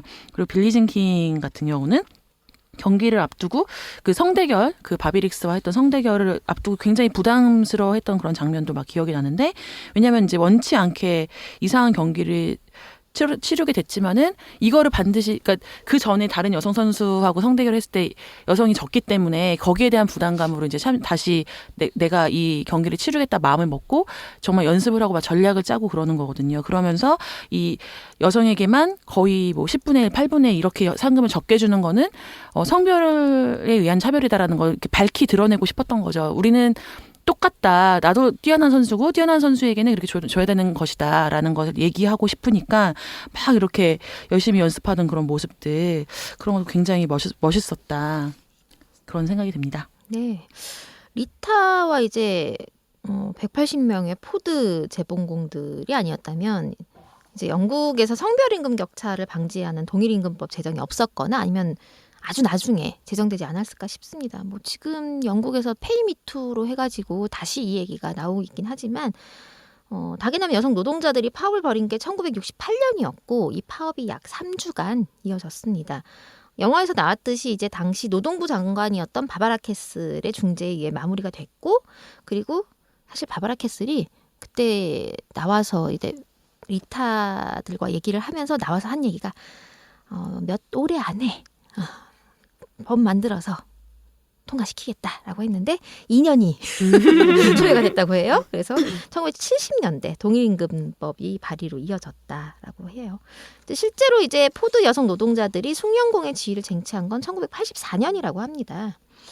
뭐 법이랑 현실이랑 좀 차이가 있다라고 하는 거는 감안한다 하더라도 어쨌든 포드의 이 여성 노동자들이 영국의 노동 역사에 있어서 역사를 썼다라고 하는 거는 정확한 사실인 거죠. 네, 다게남 여성 노동자들이 본격적으로 파업을 벌이고 기자회견도 하고 언론에 인터뷰도 하는 그런 장면들이 기억이 나거든요. 그때 리타가 인터뷰하면서 이런 말을 했어요. 모든 여성들이 이제 그만이라고 외칠 때가 되었습니다. 우리는 더 이상 참을 수가 없습니다. 그리고 저는 여기서 사회정의를 다시 세우는 여성들의 모습을 엿볼 수 있었던 것 같은데요. 우리가 미투와 위드유를 외친 이번 미투 혁명의 주체들도 생각이 나고 불법 촬영, 편파 수사를 규탄하는 해화역 시위에 나온 여성들도 생각나고 그렇습니다. 저는 두 영화에서 나온 여성들끼리의 연대도 너무 보기 좋았는데요. 그 최근에 개봉한 오션스 8 후기에서도 그러던데 같은 편이었던 여성들이 배신하고 그런 모습이 나오지 않았다는 거예요. 그 메이드 인 다게남이나 빌리진 킹에서도 여성들이 주체를 일어설 수 있도록 돕는 또 다른 여성들이 늘 옆에 있었고 여성들의 연대로 인해서 그 싸움이 승리할 수 있었다라고 생각이 드는데요. 그 다게남에서는 그 포드 본사에서 나온 한 간부가 노조를 교란시키려고 젊은 여성 조합원, 그러니까 모델이 되려고 꿈을 가지고 있었던 그 조합원에게 모델을 시켜주겠다며 살살 꼬드겨서 복귀를 하라. 그러니까 파업 풀고. 네, 파업 풀고 복귀를 하라고 이제 한 명씩 어쨌든 포섭을 해서 교란 작전을 하려고 시작을 했었던 것 같아요. 근데 이제 그녀가 모델 이걸 막 찍으면서 그 사이에 이제 리타가 와가지고 이제 한번 얘기를 나누잖아요. 넌 이미 모델이다. 막 이렇게 막 혼내지도 않고 그것도 너무 좋았어요. 네. 그냥 너의 그 모습이 너무 그냥 좋다, 아름답다. 네. 이렇게 그냥 북돋아줬어요. 그리고 네가 재봉틀로 그리고 그 공장으로 다시 복귀하지 않는다고 하더라도 그들은 너가 이미 너 이상의 모델을 찾을 수 없기 때문에 그 광고를 낼 수밖에 없을 것이다. 그러면서 막 눈을 막 이렇게 반짝반짝하면서 그녀에게 진짜 그녀가 멋있음을, 그녀가 이미 모델임을 보여주는 그 신뢰감을 막 보여주잖아요. 막 또 떨리는데. 근데 이제 그리고 나서 그 얘기를 들은 그 모델이 꾸민 이제 같이 공장 노동자가 다음 씬에서 뭐가 나오냐면 딱 비키니를 입고 거기다가 이퀄 페이라 그랬나요? 뭐 아무튼 맞아요. 동일 임금이라고 해서 이건 어떠냐고 그러면서 포즈를 막 이렇게 취하는 거예요. 이제 그 본사한테 한 방 매긴 거죠. 그 본사가 보고 있었어요. 굉장히 통쾌했습니다. 네, 본사 간부가 어쨌든 그렇게 해서 여성들의 연대가 깨지지 않았고, 그리고 이제 더 좋은 장면은 아까 이미 이제 저희 우리 나랑님이랑 같이 얘기를 했었는데 고위급 간부가 이제 간부의 아내였던 리사가 계급을 뛰어넘어 리타에게 연대를 하면서 지지를 보내고 당신이 계속 해줄 것을, 그리고 역사를 쓸 것을, 그게 허스토리인 거잖아요. 아무튼 네. 성별 임금을 타파하고 그다음에 여성을 평등한 지위로 올릴 수 있는, 네. 그래서 리타의 모습이 참 인상적이기도 했어요. 그리고 또 하나는 빌리진 킹에서 보면, 빌리진 킹에서도 왜 그 남성 협회의 한 사람이 그 경기를 보면서, 세기의 대결을 보면서 담배를 뽀끔뽀끔 폈나 그랬는데, 뒤에서 부인이었던 어떤 여성이 약간 시중을 들고 있는 듯한, 아니 빨래를 하고 있었나? 그러니까 그 경기를 같이 보고 있지는 않았는데 왔다 갔다 하면서 그걸 보면서 막 맞아. 그 빌리진 킹한테 응원을 막 이기기를 그 남편은 앞에서 막 답답해서 뻐끔뻐끔한데, 그러니까 어쨌든 영화를 화면을 보고 있는 건 남자들이었는데 그 주변에 있던 대부분의 여성들은 빌리진 킹을 응원을 하면서 맞아요. 네. 신호를 보냈던 그거를 보면서 여성들이 다 연대의 마음을 보내고 있구나. 네, 그런 얘기를 느꼈습니다. 네, 그러니까요. 누가 여자의 적은 여자라고 했습니까? 대체 여덟녀입니다, 여러분. 네, 그리고 이 두 영화 모두 실화를 바탕으로 하다 보니까 사실 빠음말 하는 남성도 많이 나오고 그래서 속이 좀 터질 때가 있었다는 것도 공통점이었는데요. 빌리진 킹에서는 잭 크레이머라는 그 선수협회 간부가 했던 빠음말들이 영화 초반부터 정말 염장을 질렀는데 이제 빌리와 빌리진 킹과 매니저가 왜 여성들한테 이렇게 적은 상금을 주냐, 왜 차별을 하냐고 따져 물으니까 남자는 가족을 부양한다. 그리고 남자가 생물학적으로 더 우월해서 테니스 경기도 더 흥미진진하고 더 빠르다. 그래서 상금을 많이 주는 거다. 이거는 차별이 아니다. 팩트다. just fact. 막 이러거든요. 너무 진짜 머리카락 쥐어. 왜 이 논리는 개뿔. 몇십 년이 지나도 바뀌질 않는 거죠. 심지어 국경도 없습니다. 글로벌 성차별 스탠다드인가요? 쩝니다 정말. 근데 그 와중에 거기다가 나오면서 우리도 팩트다 이러면서 네. 나와서 나는 여자 맞아. 그 협회를 따로 설립하겠다라고 얘기하면 당당하게 외치고 탁 나와버리잖아요. 네. 뭐 뒷일은 어떻게 될지 모르겠지만 이러면서 그것도 멋있었어요. 맞아요. 그러니까 우리나라에도 비슷한 일이 있었잖아요. 지난 그쵸. 3월 달에 배구 선수 김연경 씨가 이런 이제 트위터 글을 쓰셨잖아요. 인스타그램에 여자 배구 셀러리 캡과 남자 배구 셀러리 캡 차이가 너무 난다. 또한 여자 선수만 1인 연봉 최고액이 셀러리 캡 총액의 25%를 초과할 수 없다는 단서 조항까지 추가했다고 한다. 왜 점점 좋아지는 게 아니라 뒤처지고 있을까? 이런 제도라면 나는 한국 리그에서 못 뛰고 해외에서 은퇴를 해야 할 것 같다. 라고 인스타그램에 올린 후 기사화가 되었는데요. 한국 배구연맹이 정한 팀 연봉 총액 상한선, 이걸 셀러리 캡이라고 하는데 이걸 선수 성별에 따라서 다르게 적용했다고 합니다. 네, 기사를 찾아보니까 이렇게 나와 있더라고요. 지난 3월에 한국 배구연맹이 이사회를 열어서 이 셀러리 캡을 조정했는데 남자는 향후 3년간 매년 1억 원씩 인상을 하기로 하고 여자분은 올해 현행 1억을 올리고 향후 2년간은 동결하기로 했다고 하는 거예요. 게다가 여자 선수만 1인 연봉 최고액이 셀러리 캡 총액의 25%를 초과할 수 없다는 단서 조항까지 추가했다고 합니다. 여기서 끝이 아니라 남자 외국인 선수는 연봉에 대한 세금까지 구단이 대신 내주는데 여자 외국인 선수는 본인이 세금을 납부해야 하는 규정까지 있다고 합니다. 그러니까 쉽게 말하면요. 그 남자 선수는 5억, 10억을 초과하는 고액 연봉자가 나와도 상관없지만 여자 선수는 제 아무리 뛰어난 활약을 하고 팀 기여도가 높고 국제대회에서 남자 배구보다 훨씬 좋은 성적을 내고 리그 흥행에 큰 기여를 해도 어느 정도 이상의 연봉은 절대 받을 수 없는 상한선을 두는 거예요. 말도 안 되는 거죠. 이상해요. 그러니까 여자 배우가 TV 시청률과 관중수가 지난 시즌보다 크게 상승해서 흥행 유지에 현격한 공을 세우고 지금 있음에도 불구하고 뿌리 깊은 성차별 관행이 이런 기형적인 제도를 만들어낸 거죠. 근데 제가 그거를 갖다가 좀 찾아봤어요. 찾아봤더니 이런 얘기가 있더라고요. 그러니까 여자 배구의 관중이 남자 배구보다 적다라고 하는 이유를 배구협회가 드는데 경기가 여자 경기는 평일에 열리고 남자 경기는 주말에 열린대요. 그리고 요즘에 여자 경기가 훨씬 더 통제변체를 재밌었다고. 제대로 안 뒀군요. 더 많이 온다고 하더라고요. 요즘에 네. 되게 많이 온다고. 그런데도 이제 이상한 정말 기형적인 제도가 생긴 것이죠. 그렇죠.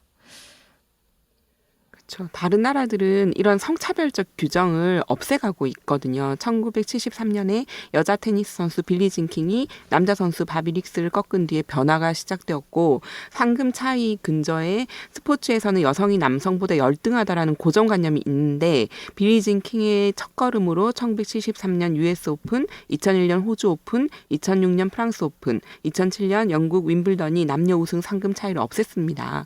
그리고 호주 골프계에서도 남녀 상금이 같은 대회가 개최되기 시작했다고 하죠.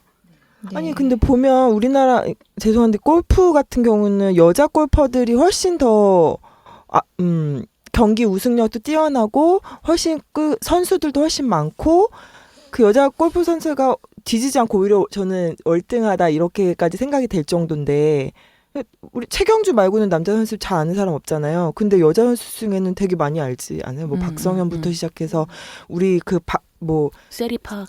그쵸. 박세리부터 시작해가지고 아무튼 되게 많아요. 네, 제가 골프를 별로 잘 안 봐서 그렇지만 대부분이 다 골프 여자.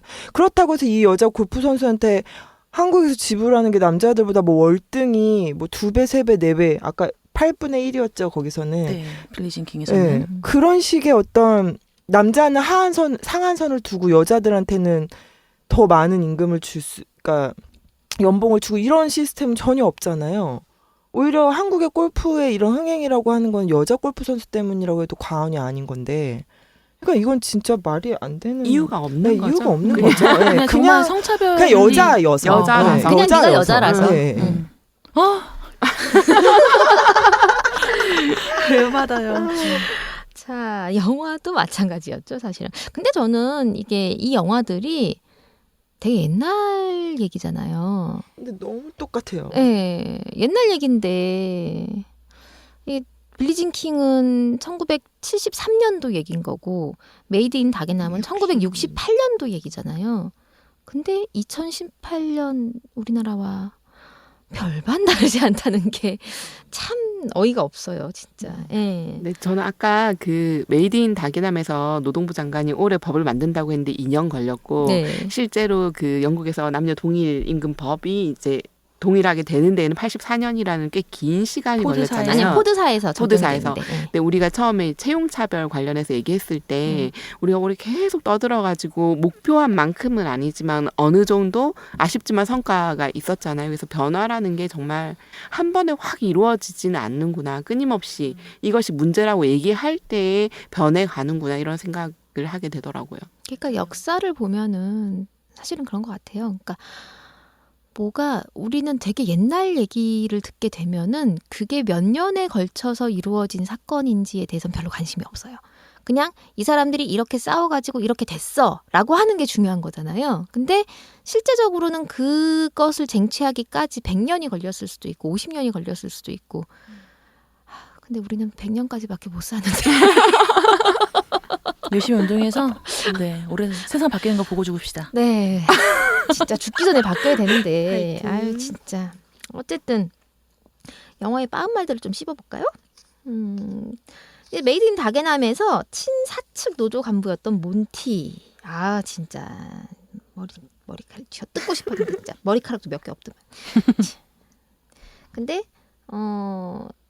그 이런 몬티, 노조 간부들이 겉모습은 이제 같은 노동자라고 하지만 영혼의 한 편은 자본가고 나머지 한 편은 성차별주의자인 개저씨들이다라고 하는 거죠. 그래서 사측에 붙어가지고 리타와 다른 재봉공들의 요구를 무시하고 되게 강경하게 싸우면은 모두 회사에서 잘릴 거다라고 하면서 오히려 협박을 하는 그런 모습이 보여졌어요. 아 정말 너무 싫었고 그 이제 노조 간부이지만 굉장히 친사측이었던 그 아저씨 이름이 몬티인데 그래서 이제 나중에 전국 무역 노조의 회의에서 여성들의 독립임금 파업을 지지할 건지 말 건지 결정한 투표에서 했던 말 정말 그 얘기 듣고 정말 토 나올 것 같았는데 사회는 여러분 점진적으로 발전해 간다 그러면서 뭐 여성들의 독립임금 파업 투쟁을 사실은 지지하고 있지 않으면서 이제 대외적인 자리니까 지지합니다. 그러나 우리는 노동조합 전체를 생각해야 된다. 즉 여성들의 요구가 너무 과하고 너무 이르다는 것을 고려해 달라. 그러면서 이제 가결해 달라. 부결해 달라. 이런 나름의 선동을 하는 거죠. 그래서 근데 진짜 여성들의 요구는 왜 과한 것이고 왜 이른 것이다. 이런 누가 과하고 누가 덜 과하고 뭐 누가 이르다 안 이르다 이런 거 누가 정하는 겁니까 대체. 그리고 대체 어느 정도의 경제 성장률과 어느 정도의 수익이 나야지 이러한 것들이 가능할 수 있는지는 진짜 말이 안 되는 것 같아요. 모든 건 그냥 선택인 것 같아요. 우리가 기준을 어디만큼 올릴 거냐라고 하는 문제는 사실은 우리가 힘이 얼마나 있느냐와 깊게 연동이 되어 있고 그리고 얼마나 우리가 주장을 할 거냐라고 하는 거죠. 그리고 우리는 그것이 언젠가는 될 일이라고 한다면 지금 당장 내 앞에서 일어나는 게 좋은 거죠. 전 세계 어디나 좀 비슷하다라고 하는 생각이 들었고 하지만 이제 처음은 비슷해요. 비슷한데 결과는 달라질 수 있다라고 하는 거죠. 뭐가 보편적 정의냐라고 하는 것을 묻고 그것에 대한 합리적 설득과 동의 과정이 가능한가 아닌가에 따라서 달라진다라고 하는 거죠. 결국 영국의 노동조합은 굉장히 합리적인 이성을 가진 조직이었다라는 생각이 들어요. 네. 그 리타 셀리 호킨스가 연기한 리타라는 노동 리더였죠. 리더를 계속 이제 지지해주고 막 북돋아줬던 또 착한 노조 간부 아저씨 알버트가 했던 말이 생각이 납니다. 여성의 사회적 지위에 기준하여 진보는 평가될 수 있다고 했다. 그게 아마 막스가 한 말인데 지금 이 친노동조합 친사측이면서 이제 그 여성들의 임금 파업을 배제하는 되게 무시하는 이런 친사측 노조 간부 다른 결국에 동료였던 사람들에게 막 이제 비판하면서 했던 말인데, 우리가 노동자 계급으로서 막스를 공부하고 막 그랬는데, 근데 막스가 사실 이런 얘기를 했다. 여성의 사회적 지위의 기준에서 진보는 평가될 수 있는 건데, 근데 니네가 공부한 그러면 막스는 다른 막스냐? 막 그러면서 따지죠. 그리고 전면적인 동일 임금, 이게 싸울 가치가 없다고 생각하냐? 아니다. 나는 싸울 가치가 분명히 있다고 생각하고, 나는 그녀를 도울 것이다. 우리 노동조합은 모두 그 여성 노동조합 조합원들을 다 도와야 된다. 너희 다 궁둥짝 떼고 일어나서 함께 도와라. 이렇게 막 호통을 치는 장면이 너무나 멋있었습니다.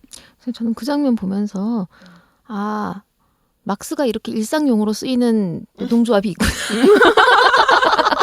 아니 그게 그 친사측 노동조합 간부가 처음에 이렇게 얘기를 시작한 거잖아요. 남성이 역사를 쓴다라고 맞아요. 막스가 얘기했다라고 했더니 알버트가 받아친 말이 또 그거잖아요. 맞아요. 예. 참 훌륭한 논쟁의 이야기인 것 같습니다. 예. 또 그리고 이 영화들에서 또 특징적인 게 뭐냐면 우리나라에선 잘 볼 수 없는 희귀한 존재들이 등장을 하십니다. 굉장히 합리적인 남성상들이 나온다는 거예요. 그래서 이 영화에서 굉장히 눈여겨봐야 할 점이라는 생각이 듭니다. 예.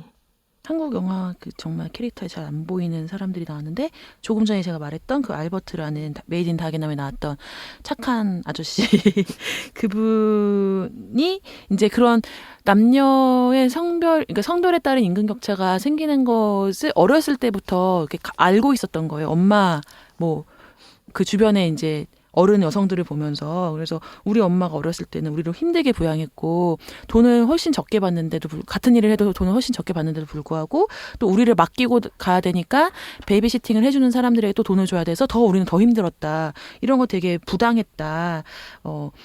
이제 그 사람의 그 말을 통해서 알버트가 그런 사고를 했다는 걸 우리가 알 수 있는데 엄마를 포함한 여성들이 누군가에게 이렇게 착취를 당했는데 결국에 착취를 했던 그 자본의 얼굴이 결국 남성이었다라는 생각을 남성이지만 알버트는 알고 있었던 거죠. 네, 빌리진 킹에서 이제 빌리진 킹과 세기의 성대결을 펼친 밥이라는 이 사람이 악역으로 나왔는데 사실 뭐 그렇게 최악은 아니었던 것 같아요. 뭐 그 노골적인 성차별주의자라기보다는 돈을 벌고 스타가 되고 싶어하는 도박꾼이었다고 하더라고요. 물론 이 사람도 성차별적인 사회 구조에 기생하는 그런 인간이었긴 했지만 선수협회 그 간부보다는 그래도 좀 나은 편이었던 것 같고 빌리진 킹에게 지고 나서 빌리진 킹의 실력을 인정했고 실제로도 나중에는 친구로 지냈다고 하더라고요. 이렇게 인정을 하는 게 되게 중요한 것 같아요. 근데 또 슬픈 게 뭐냐면 이제 성차별주의자임을 자처하는 것이 돈이 될 수 있다라고 맞아요. 하는 현실이 좀 굉장히 그래서 이제 정말 기생했던 인간인 것은 맞다. 이 당시에 근데 이 사람 진짜 돈이 없었던 것 같기는 하더라고요. 사는 것도 그 와이프한테 쫓겨나가지고. 아니 자기가 열심히 결혼 엄청 잘한 거죠. 열심히 일해갖고 그냥 살면 되는 건데 자꾸 도박에 손을 대니까 돈이 없는 거 아니었어요? 이 사람이 맞아. 정말 평생의 도박꾼으로 살았다고 너무 했죠. 놀라운 게 자기가 도박 중독 치료해서 자기가 도박 중독이라는 걸 인정을 하지 않았는데 빌리진 킹과의 경기에서 진 걸 또 인정하고 요건 또 다른 모습인 것 같아요. 근데 제가 맞아. 그 빌리진 킹이 실제 빌리진 킹이 테드에 나와갖고 한 얘기를 제가 봤는데 빌리진 킹의 부모님이 항상 빌리진 킹한테 이런 얘기를 했대요. 너의 적수를 존경해라. 그리고 그 사람이 어쨌든 네 적수가 될 수 있을 만큼의 사람인 거니까 존중하고 그리고 배워라 라고 하는 얘기를 했대요. 그래서 그 영향이었다라고 빌리진 킹은 얘기를 하긴 하더라고요. 그러니까 이 사람 사람됨보다 빌리진 킹 부모님 이 머무님의 그 철학 때문에. 그쵸. 저는 그렇게 해석을 합니다. 네. 멋진데요. 그 빌리진 킹의 빌리의 남편도 한국에서는 이제 잘 볼 수 없는 캐릭터잖아요. 빌리를 이해하고 또 내조도 잘하고 잘난 부인을 두고 이제 대한민국 같으면 자존감 바닥 쳐가지고 아내 폭력 저지르고 이런 이제 반도의 흔한 서사의 주인공은 아니었던 거죠. 영화상으로 봤을 때 챔피언인 부인의 철저한 조력자였고 그리고 그녀가 이제 다른 애인이 생겼을 때 동성애 애인에게도 특별히 질투하지 않는 모습 이런 것들은 되게 인상적이었던 것 같아요. 네, 네. 그리고 근데- 협회도 같이 만들고. 근데 맞아, 나중에 이 영화 둘 다 재밌었던 게 실화를 바탕으로 한 거라기 보니까 나중에 그 그쵸, 진짜 어떻게 그 됐는지. 사진이랑 그 후일담이 나오잖아요. 근데 이 남편이랑 빌리 킹이랑 결국 이혼을 했고 전 남편이 재혼을 했는데 그 빌리 킹이 그 아이의 재혼한 데모. 아이의 데모가 됐다. 네, 너무 예, 멋지죠. 이런 것도 예. 재밌었어요. 그러니까, 그러니까 동반자 동료 뭐라 그래야 친구죠, 되죠? 그냥. 친구, 네, 그죠. 동료 친구로 계속 잘 지냈던 것 같아요. 예. 진짜 빌리 진 킹의 그 테니스에 대한 애정과 이런 것을 굉장히 지지했던 좋은 친구로 남은 거죠, 그죠? 예. 그러니까 어떻게 그리고- 보면은 빌리 진 킹을 가장 잘 이해한 사람일 수도 맞아요. 있겠다는 예, 예. 생각이 들기도 그래서 그 하더라고요. 애인한테 이랬잖아요. 너와 나는 어쨌든 곁다리다. 그녀에겐 테니스밖에 없다. 라고 이 사람은 이미 테니스를 그녀에게 1순위라고 하는 걸 인정하고 그거에 맞춰서 자신의 위치를 이렇게 잘 지니면서 관계를 가져갔었던 것 같아요. 대한민국 같았으면 난리가 났을 텐데. 그러니까 자기 자신에 대한 자존감 혹은 자신감이 없기 때문에 그게 그런 방식으로 투사가 되는 거잖아요. 그 여성에게. 그러니까 자기가 당당하고 자기가 자신감 있고 그러면 그렇게까지 이런 반응들이 안 나올 것 같기는 한데. 분명히 이제 이 사람도 속상하긴 그쵸, 했겠지만은 예. 왜냐하면 사랑했으니까. 그러니까 그래서 질투심. 막 이렇게 할 법도 한데 이제 그런 부분 굉장히 이제 영화에서 최소화로 나오긴 했고 그리고 어쨌든 그 여성 자기 부인이었던 여성을 굉장히 존중하는 그런 모습을 취하는 게 인상적이었어요. 근데 그 장면이 좀 가슴 아프긴 했어요. 왜 그쵸, 남자가 호텔에서 돌아가는 호텔에서 그 왜 브래지어. 마릴린의 브래지어를 어. 발견한 그 눈치 남편의 빠르네. 네, 네, 네. 남편의 그 떨림과 우리 부인 게 아닌데 이런 거 아니니까. 근데 더 놀라운 거는 자기 부인 브래지어를 정확하게 알고 있다는 거. 왜냐면 운동선수에서 그렇게 화려한 걸 안 입고 스포츠 브라를 항상 하고 있는 것 같아요. 빌리지 킹은. 그래서 더욱 근데 그래서, 그 브라는 분홍색에 막 꽃무늬가 있고 되게 음. 굉장히 화려했고 예, 그것 때문에 저는 눈치를 당연히 챘을 거라는 생각이 드는데 그 모습을 또 빌리진 킹이 먼 발치에서 지켜보잖아요. 거울로. 그러니까 그 서로 마음이 얼마나 막 그랬을까라는 생각이 들면서 근데 이 남성의 최고의 화는 시간 두고 거리 두고 나는 다른 방에서 지내야 되겠어. 그 딱 한마디. 근데 그거를 빌리진 킹은 이미 강력하게 느낀 거죠. 근데 그것도 나는 다른 방에서 지내야겠어. 그게 그러니까 이 사람이 경기를 앞두고 있으니까 나는 싸우고 싶지 않아. 싸우는 게 굉장히 이 사람의 인생에 방해가 될 거다. 이런 생각을 하는 것 같다는 좀 너무 잘 봐주나요 지금 제가? 그럴 수도 있어. 너무 잘 봐주는 거일 수도 있어. 우리는 영화에 나온 것만 아니까. 그렇죠. 영화에 나온 실제는 거는 어땠는지 그래요. 모르게 나왔어. 네, 어. 그죠. 근데 실제는 나쁘지 어땠는지 않은 사람이었어 이 모르겠는데. 사람. 자, 그래서 남편 하니까 이제 제 남편도 생각이 나긴 하지만 어쨌든 다게남의 리따 남편 그러니까 에디도 생각이 나는데요. 에디는 그냥 굉장히 평균적인 남성상으로 나와요. 노동자 계급에. 예. 그걸 보면서 제 남편의 얼굴도 막 이렇게 겹치기도 하면서 어제 막 부글부글 했는데 그 리타의 남편 불의 초점은 뭡니까? 리타의 남편은 그 리타가 자신보다 훨씬 급진적인 노동운동 활동가가 그러니까 되고 바빠지잖아요. 그리고 집이 난리가 나잖아요. 예. 막 생활고에도 시달리고 네. 가사노동 이런 건 이제 전혀 분담이 안 분담이 되니까 안 되고, 너무 힘들어하죠. 그래서 이 집안일이 이제 혼자 다 하면서 이 불만을 꾹꾹 눌러 담았다가 한번 터뜨려요. 근데 저는 이거 보면서도 되게 그러니까 이게 왜 신랑이랑 겹쳐졌냐면 리타는 그걸 다 했다고요. 맞아요. 리타는 둘이 맞벌이잖아요. 근데 리타는 심지어 다 했어. 다 했다고? 나는 그 셔츠가 이게 마지막 하나라 그거 할 빨래를 때 못 돌려? 아니 빨래는 리타가 하는 일이었나? 그래. 아니 근데 보니까 어쩌라고? 아니 세탁기가 없었을 수도 있다는 생각이 들긴 했어요. 그럼 손빨래를 했을까요? 60년대 그 냉장고 있었을 것 냉장고 같은데? 가져가는 거 보세요. 아니 그럼 리타한테 손빨래를 하라고 얘기했었던 걸까요? 그럴 수도 있죠.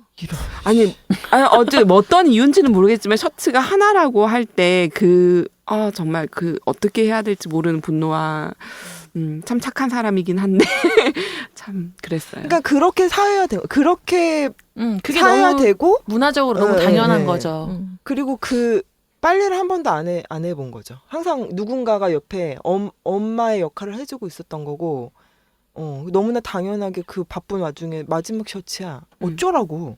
아무거나 입고 다녀. 런닝을 입고 다니던 벗고 다니던 더워 죽겠는데. 그래서 이 남편이 그 한번 터트려요. 이 리타한테. 나도 노력했다고. 술도 좋아하지만 안 마시고 술집도 안 갔고 바람도 안 폈어. 심지어 손댈 적도 없지 애들하고 당신한테. 그러니까 리타가 막 여러분 콧방귀가 막 나오죠. 이러시 에디 원래 그랬어야 하는 거예요. 원래. 근데 이거는 우리 지난 녹음에서 솔키님이 이 부분에 대해서 얘기를 했었어요. 근데 제가 영화를 보면서 막 감정이입이 막 돼가지고 이 파업이 무엇 때문이라고 생각해? 리타가 또 계속 이야기를 해요. 그래 당신은 술도 안 마시지, 도박도 안 하고 애들이랑 잘 놀아주고 우리를 때려지도 않아. 참 고맙네. 근데 에디 원래 그랬어야 하는 거야. 원래 더 노력하고 지금 우리를 이해해야 해. 이건 권리가 아니라 이거는 권리라고 특권이 아니라 이렇게 얘기를 하는 거예요. 그러면서 연설하러 떠나는데 그 연설장에서도 엄청난 연설을 하죠. 우리가 앞에 초반에서 얘기를 했던. 소름이 근데 차차도 이 났다. 신랑이 그러니까 남편이 그 얘기를 듣고 그 짧은 순간에 어떤 깨우침이 있었는지. 근데 있을 수밖에 없는 게 이 여성이 너무 말을 잘했어요. 네, 너무 잘 정확하게 적절하게. 네. 저는 근데 그 남편이 따라가잖아요. 그거 보고 싸우는 어디 여자가 큰일을 하던데 득달같이요? 어디 여자가 큰일을 하는데 와가지고 방해를 하고 아니 저는 실은 따라갈 때 그 여자 옆에서 미안하다라고 막 이렇게 화이팅, 그러니까 뭐 오토바이 옆에 쫓아가면서 뭐 화이팅이라던가 막 사랑이라던가 약간 이런 포즈를 하러 옆에 그 오토바이를 타고 쫓아가나. 왜냐면 이 사람이 그 얘기를 듣고 분노해서 쫓아간 게 아니라 뭔가의 깨우침이 있어서 쫓아갔다라고 저는 생각이 들어가지고 그 얘기를 듣고 어떻게 안 깨우치면 그 사람이랑 못 살죠. 그 사람 사랑할 수 없었을 거예요, 리타는. 그 정도의 어느 정도의 그 다운표치고 성찰할 줄 아는, 사고할 줄 아는 사람이기 때문에 사랑해서 결혼을 한 것까지 아닐까? 왜냐면 이 여성은 그쵸, 네, 엄청난 여성이 아니 뭐 우리도 다 그럴 수 있을 거라고 저는 생각을 하고요. 그런데 그러면서 나중에 이제 연설을 보면서 또 한 번 이 사람이 또 감화를 받죠. 이 신랑이. 감동 감화. 네, 감동. 그래서 끝나면서 이제 고백을 하죠. 예, 자기가 잘못했고 그 얘기를 하러 쫓아왔는데 당신의 연설을 보면서 당신이 진짜 빅맨, 굉장히 엄청난 사람이라는 걸 난 또 한 번 느꼈다. 그래서 내가 별 도움이 안 되고 내가 훌륭하지 않은 사람이어서 되게 자기가 작게 느껴졌음을 그리고 당신의 그 큰 역사를 쓰는 것에 나는 아무 도움도 안 됨을 굉장히 미안해하면서 고백을 하는 씬이 나와요. 근데 그거를 리타가 진짜 받아주죠. 배포 있게 키스를 딱 이렇게. 그래, 너 인정하니까 이리 와. 이렇게. 네, 그렇죠. 이리 와, 받아주마. 그러니까 이 리타는 관계도 되게 잘 맺을 줄 아는 여성이었던 것 같아요. 네. 근데 한국에서 노동운동하는 그러니까 뭐 유명하던 혹은 그 소위 활동가 남성들은 이런 방식으로 활동하진 않잖아요. 가족들과의 뭐 연대를 끌어내면서 혹은 자신의 활동을 어쨌든 가족 안에서 이해받고 이런 방식으로 나누려고 하거나 이렇지 않잖아요. 근데 그거는 알 수 없어요. 어떻게 했는지. 개인적인 개인사들에 대해서는 우리가 쉽게 속단할 수 있는 문제는 아니지만 어쨌든 표면적으로 드러나는 문제들에 대해서 대한민국 남성들이 굉장히 이 문제에 대해서 소극적이고 매우 이렇게 에디가 자기가 모자라 보였다는 걸 솔직하게 얘기하는 장면도 이 대한민국의 남성들에겐 보기가 굉장히 어려운 장면이었고 그쵸. 어쨌든 그렇게 사과하고 그 뒤로는 빨래도 했을 거라고 생각합니다. 여보 셔츠 10장 있어 이제 내가 했어. 뭐 힘든 것도 아니더만. 네, 오늘 얘기 좀 슬슬 마무리해볼 시간입니다.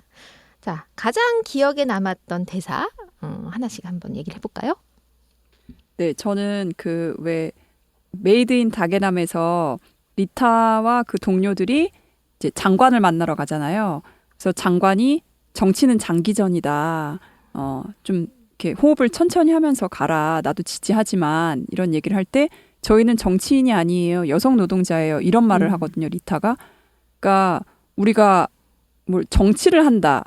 정치는 또 장기전이다. 하면서 타협을 굉장히 합리화하고 막 당연시하고 남성 간부들도 계속 어떤 뭔가 주고받으려고 하고 약간 이런 거를 이제 정치라고 생각을 하고 그걸 정치를 한다고 생각하는데 사실 거기서 굽힘없는 태도를 보여주잖아요. 여성 노동자들은 늘 원칙적인 것 같고 굽힘이 없는 것 같고 그런 거를 단적으로 보여주는 대사이자 장면인 것 같아서 예, 그걸 꼽고 싶습니다. 네. 네, 저는 아까 다 나왔지만 그 동일 임금은 사회 정의이다. 그것이 가장 인상에 남습니다. 저는 빌리 징킹에서 이제 빌리가 이기고 나서 이렇게 약간 감격과 뭔가 약간 슬픔도 있고 그리고 허탈함 막 이런 이제 감정을 약간 내비칠 때 그녀 빌리 징킹과 다른 여성 선수들의 옷을 제작해주던 그 게이 남성이었죠. 그 남성이 이제 다 이렇게 그 빌리의 마음을 약간 알아주면서 그러면서 우리가 우리의 모습대로 살 날이 올 거다 그렇게 얘기했던 장면이 또 한번 기억에 남네요. 네. 저도 빌리 징킹에서 보면 그러니까 어떤 씬이었는지 지금 정확하게 기억이 안 나는데 그 빌리 징킹이 이 얘기를 해요. 그 간부랑 막 얘기를 하면서 난 테니스 선수예요. 우연히 여자로 태어난. 그러니까 이 생물학적으로 이건 그냥 내가 선택한 게 아니라 주어졌던 거고 나는 그냥 선수다. 그걸로 나를 인정해 달라라고 얘기했던 그 부분하고 그다음에 이 막 세계의 대결을 하러 가기 전에 막 인터뷰를 막 이렇게 하잖아요. 그래서 이제 사람들 막 인터뷰를 해요. 여성이 뭐 이기면 더 우월해지는 겁니까? 막 이렇게 무슨 인터뷰를 막 했었나 봐요. 그랬더니 빌리 징킹이 얘기하죠. 우리가 얘기하는 건 여자가 남자보다 우월하다고 이야기한 적이 없다. 조금 더 우리를 존중해 달라는 거고, 예, 너희들 걸 뭐 가져오거나 우리가 우월하니까 뭐 어떻게 달 이런 얘기가 전혀 아니다. 그리고 소위 예를 들어 아빠가 엄마보다 더 우월하냐. 그러니까 이 남자가 노라고 얘기했어요. 걸려들었어. 이렇게 잠깐 머뭇거리더니 아니 아빠보다 엄마가 더 자기는 이제 그랬나 보죠. 그러니까 그런 얘기랑 마찬가지라고 이제 빌리 징킹 얘기를 하면서 막 전투 씬으로 나가는 장면이 인상 깊었습니다. 저는 그 메이드 인 다게남에서 처음에 그 리타가 다른 동료들한테 얘기를 하다가 처음 이퀄 페이에 대한 얘기, 동일 임금에 대한 얘기를 했을 때 그 동료들이 사실은 처음에 리타가 동일 임금에 대해서 얘기할 때 그냥 웃었어요. 맞아요. 웃고 그게 되게 허황된 얘기다라고 생각을 했지만 리타가 이렇게 외쳤죠. equal pay or nothing 하고 외치면서 나가자. Everybody out. 그 장면이 진짜 인상적이었어요. 그리고 또 하나 더 있는데 빌리 징킹에서 이거는 빠은말인데 그 이제 바비하고 경기를 하면서 빌리 징킹이 이제 앞서가기 시작하는 그 타이밍에 남자 해설자가 했던 얘기가 되게 전형적이다라는 생각이 들었던 게 뭐냐면 빌리 징킹이 이제 남자처럼 성큼성큼 걷습니다. 맞아요.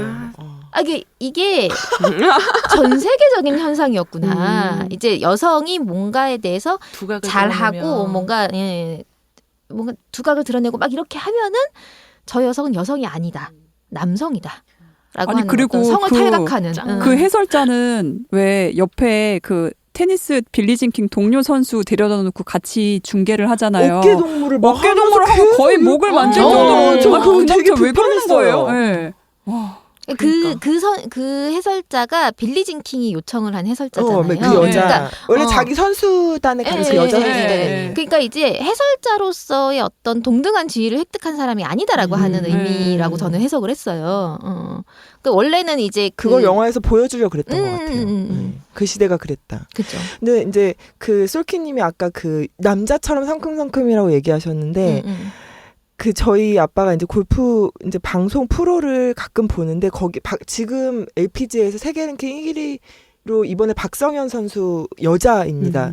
가 됐어요. 근데 아빠가 그 선수를 볼 때마다 쟤는 여자가 아닌 것 같아 맨날 이러면서 가슴도 없고 체구도 그렇고 근데 그 얘기를 제가 진짜 귀에 못이 박혀 그 선수를 볼 때마다 아빠가 얘기를 해요. 그래서 제가 아빠랑 이제 이런 문제로 많이 싸우니까 안 싸우려고 참다가 아빠 그만 좀 얘기하세요. 알았다고요. 이렇게 얘기한 적이 있거든요. 근데 그 선수가 진짜 잘 치나 봐요. 전 잘 모르지만 잘 치나 봐요. 그래서 근데 그 선수를 볼 때마다 그 얘기를 해서 제가 되게 이게 왜 그러지 그러는데 그게 이제 그런 의미로 얘기를 하시는 거예요. 그런 맥락도 있을까요? 남자 같은 체형이어서 네, 스포츠에서 항상 여성이 되게 월등한 기록을 내거나 그러면 제 성별 검사해야 된다. 축구 선수, 축구 선수도 그렇고 해외 선수들도 그런 성별 검사 많이 받고. 그냥 저는 아빠가 체구가 신기해서 계속 그거를 반복해서 얘기할 거라고 생각했는데 거기는 그런 심리도 있겠네요. 또 그런 게 있을 것 같아요. 이제 우리가 사회적으로 여성이다라고 스테레오타입화된 어떤 모습이 있잖아요. 근데 운동선수들은 그 스테레오타입에 맞지 않아요. 굉장히 근육질이고 그다음에 강인한 보기만 해도 이제 힘이 철철 넘쳐나는 그런 포스가 막 뿜뿜 하잖아요. 근데 그런 모습을 보면서 자기가 기존에 알고 있는 고정관념화되어 있는 그 여성의 모습이 아닌 거죠. 그러니까 빌리진 킹이 말한 게 딱 맞아요. 난 그냥 운동선수예요. 그냥 여자로 태어났어요. 그냥 나의 성별을 그 앞에 두지 말라라는 거예요. 난 운동선수고 난 그냥 우연히 여자다. 그 말이 딱 적절한 표현이네요. 우리가 이제 성평등 세상이 뭔가라고 하는 얘기들을 가끔 나눌 때가 있잖아요. 근데 저는 그게 가장 정확하다고 생각을 해요. 젠더리스 사회. 성이라고 하는 것 자체가 어떤 사람을 구분짓는 기준이 되지 않는 성별이라고 하는 거가 그냥 어떤 이름 중에 하나인 그런 사회가 성평등이 완료가 된 사회가 아닐까라는 생각이 좀 들기는 하더라고요. 네, 오늘 이렇게 2개의 영화를 놓고서 열심히 얘기를 해봤습니다. 벌써 시간이 이렇게 됐네요. 오늘 얘기 어떠셨는지 모르겠어요. 얘기 들으시고 저희 게시판에 후기 좀 남겨주시고요. 하트도 좀 눌러주시고요. 그리고 뭔가 제안도 주시면 좋겠습니다. 저희 일단 거기 내용 소개 밑에 보면은 저희 제안할 수 있는 그 페이지 뜨거든요. 거기다가 꼭 여러분들 의견 아주 작은 거라도 좋습니다. 소중한 의견을 남겨주시면 저희가 상품으로 찾아뵙도록 하겠습니다. 네, 꼭 기억해 주세요. 네, 지금까지 들어주신 청취자 여러분 감사합니다. 저희는 다음 편에도 또 유익하고 재미난 이야기로 다시 찾아뵙겠습니다. 그럼 다음 시간에 만나요. 제발. 팟캐스트들의 당나귀 귀 시즌4는 2018 서울특별시 성평등기금 후원 사업으로 한국여성노동자회에서 제작합니다.